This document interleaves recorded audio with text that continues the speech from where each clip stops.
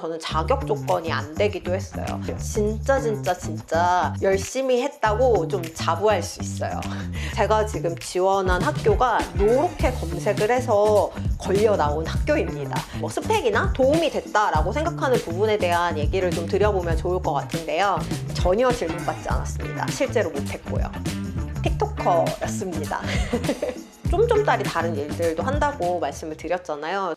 여러분 안녕하세요. 오늘은 그동안 꽤 많은 분들께서 질문해 주셨던 내용에 대한 답을 한번 해보려고 합니다. 태국에서 뭐 해서 먹고 사세요? 태국에서 어떻게 취업하셨어요? 라는 질문들을 꽤 많이 받아왔는데요. 제가 방콕에서 먹고 살기 위해서 하는 일들, 그리고 어떻게 취업을 했는지 그 과정들을 한번 쭉 이야기 드려보려고 합니다. 근데 여러분 그거 아시죠? 이거는 당연히 절대적인 어떤 기준이 될 수 없고 저라는 개인의 하나의 사례일 뿐이니까 참고해서 봐주시면 좋을 것 같아요. 먼저 취업에 대한 얘기를 좀 해볼 건데요. 저는 일단 방콕 소재의 한 대학교에서 한국어 강사로 일을 하고 있습니다. 근데 제가 알기로 해외 소재의 중고등학교 그리고 대학교에서 한국어 강사로 근무하고 계시는 분들의 대부분은 한국의 기관 혹은 단체에서 파견 형태로 근무하고 계신 분들이 많은 걸로 알고 있어요. 그런데 저는 이런 형태가 아니라 1대1로 태국 방콕에 있는 대학교와 계약을 맺어서 일을 하고 있는 상황입니다.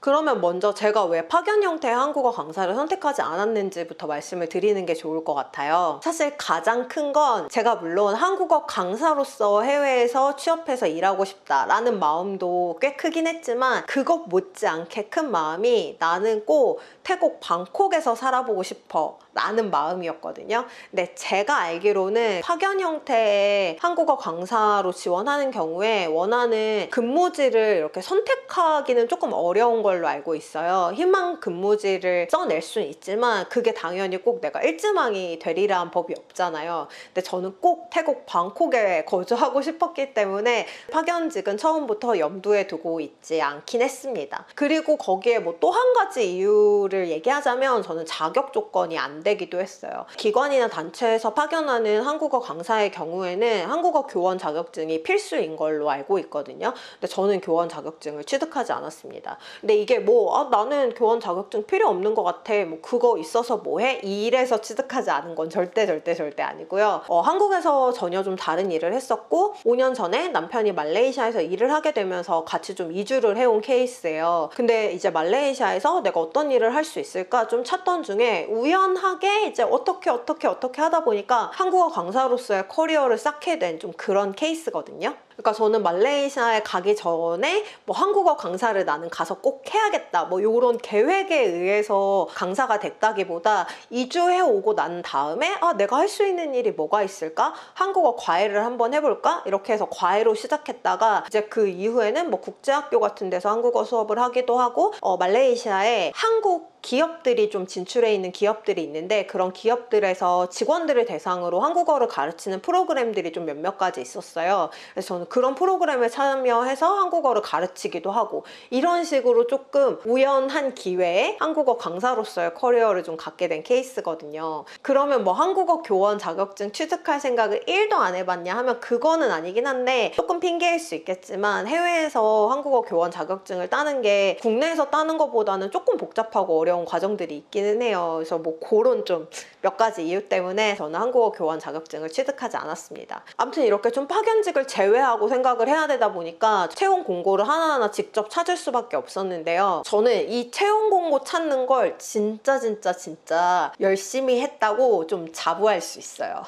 제가 어떻게 채용 공고들을 좀 찾았는지 말씀을 드리자면 일단 뭐 네이버나 구글에다가 태국 취업, 방콕 취업 이런 식으로 검색하면 나오는 사이트들이 여러 개가 있어요. 뭐 제일 대표적으로는 잡디비 뭐 이런 사이트도 있고 아니면 한인들 위주로 이제 채용 공고가 올라오는 하나시아 뭐 이런 사이트들을 포함해서 방콕에 취업하기로 마음 먹은 이후로부터 매일매일 최소 하루에 한 번, 뭐 많게는 아침 저녁으로 2번 거기에 올라오는 모든 코리안 티처 뭐 이런 식으로 해가지고 채용 공고를 매일매일 업데이트를 했던 것 같아요.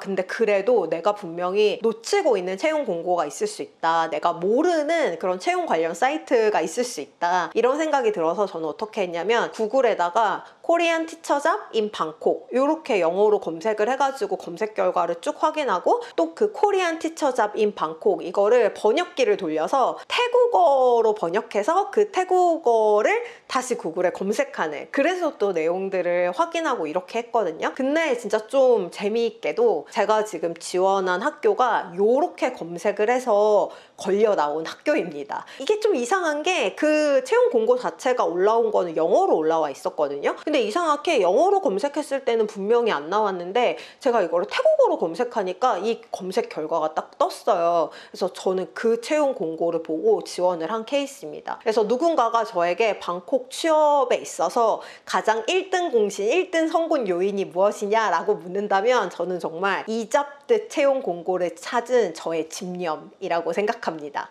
그리고 그 이후에 채용 절차는 사실 굉장히 간단했어요. 제 이력서랑 간단한 포트폴리오를 만들어서 학교에 보냈고 그걸 보고 저는 거의 한 하루 이틀 만에 면접 일정을 잡아주셨던 것 같아요. 그래서 면접을 받고 그 이후에도 면접 볼 예정자들이 좀 있다고 해가지고 일주일 정도 후에 이제 최종 합격 통보를 받고 이제 이 학교에 오게 되었습니다. 그리고 다음으로는 이제 이 면접을 좀 보는 과정에서 뭐 스펙이나 도움이 됐다라고 생각하는 부분에 대한 얘기를 좀 드려보면 좋을 것 같은데요. 저는 제가 뽑힌 이유를 좀 이제 추론을 해보자면 이제 면접 당시에 받는 질문이나 저한테 주시는 피드백으로 좀 예측해 볼 수가 있잖아요. 그런 거를 예측해 봤을 때 아마도 이 4가지 이유 때문에 채용이 되지 않았나라고 좀 생각을 해보거든요. 그 중에 첫 번째는 제가 말레이시아에서 꽤 오랜 기간을 살았다는 점인 것 같아요. 제가 말레이시아에서 그 당시에 4년을 이미 거주한 상태였는데 어쨌든 외국인을 채용한다는 거는 그 외국인을 뽑아왔을 때 이 나라에 좀 잘 적응할 수 있을까?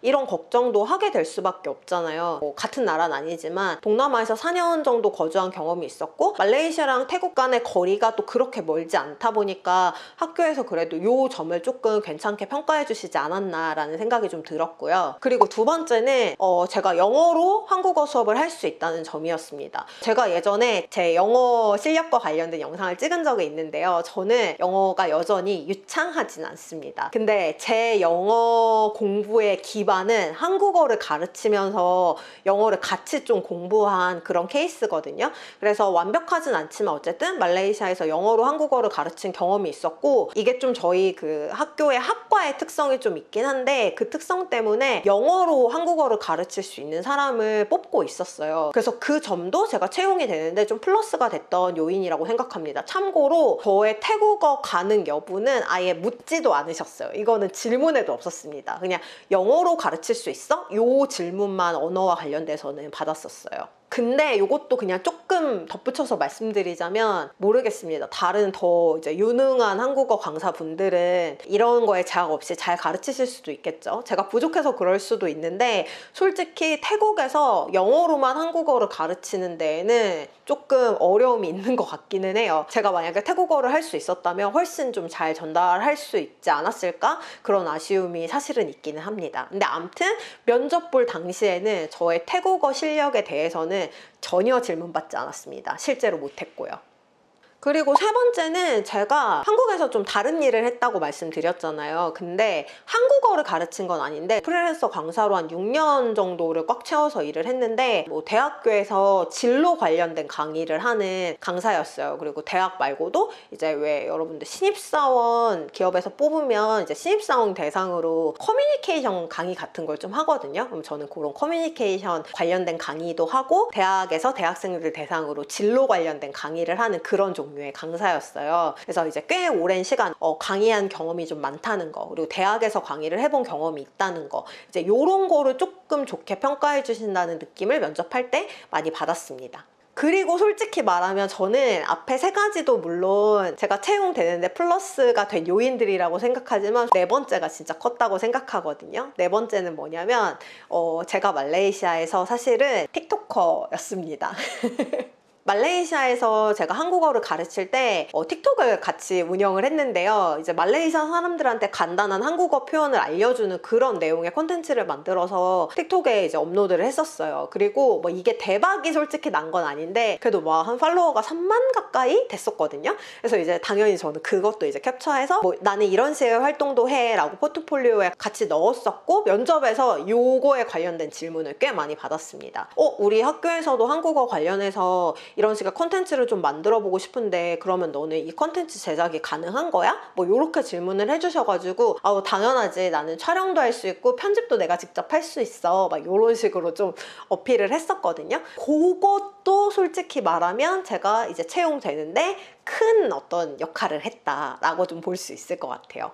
뭐 요 정도로 취업설은 좀 마무리해보는 걸로 하고, 그리고 제가 태국에서 대학에서 한국어를 가르치는 거 말고 좀 딸이 다른 일들도 한다고 말씀을 드렸잖아요. 그래서 그것도 좀 그냥 같이 얘기를 한번 해볼까 해요. 저는 일단 크게는 두 가지 갈래 일을 하고 있는 것 같아요. 첫 번째는 컨텐츠를 만드는 일, 그리고 두 번째는 한국어를 가르치는 일. 이제 요것들에서 파생된 그냥 몇 가지 일들을 좀 하고 있는 것 같거든요. 일단은 한국어를 가르치는 면에서는 지금 다니는 대학교에서 일을 하고 있고, 그리고 과외도 말레이시아에서부터 꽤 오래 했었거든요. 그리고 이제 컨텐츠를 만드는 거 관련된 일도 두 가지를 하고 있는데, 한 가지는 지금 여러분께서 보시는 이 유튜브 채널. 물론 수익은 아주 귀엽고 소소하지만 어쨌든 간에 수익이 나니까 저의 하나의 다른 직업이라고 이야기할 수 있을 것 같고, 마지막으로는 제가 그 틱톡에도 한국어 학습 관련해서 컨텐츠를 만들어서 올린다고 했잖아요. 근데 이게 좀 운이 좋게 어떻게 인연이 잘 돼가지고 한국에 있는 한국어 교육 회사에서 이제 좀 제안을 해주셔가지고 제가 촬영하고 편집한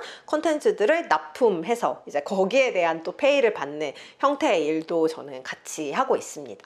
그래서 오늘은 제가 이렇게 태국 방콕에서 먹고 살기 위해서 하는 일, 그리고 어떻게 취업했는지 그 과정들도 최대한 한번 솔직하게 말씀을 드려봤는데 이게 도움이 되실지 모르겠네요. 뭐 몇몇 분께라도 도움이 되신다면 정말 기쁠 것 같고요. 오늘 영상은 여기까지고요. 영상 끝까지 봐주신 분들 항상 정말 감사드리고, 저는 다음 주에 더 재미있는 영상으로 다시 찾아오도록 하겠습니다. 그럼 여러분, 우리 다음 주에 만나요. 안녕.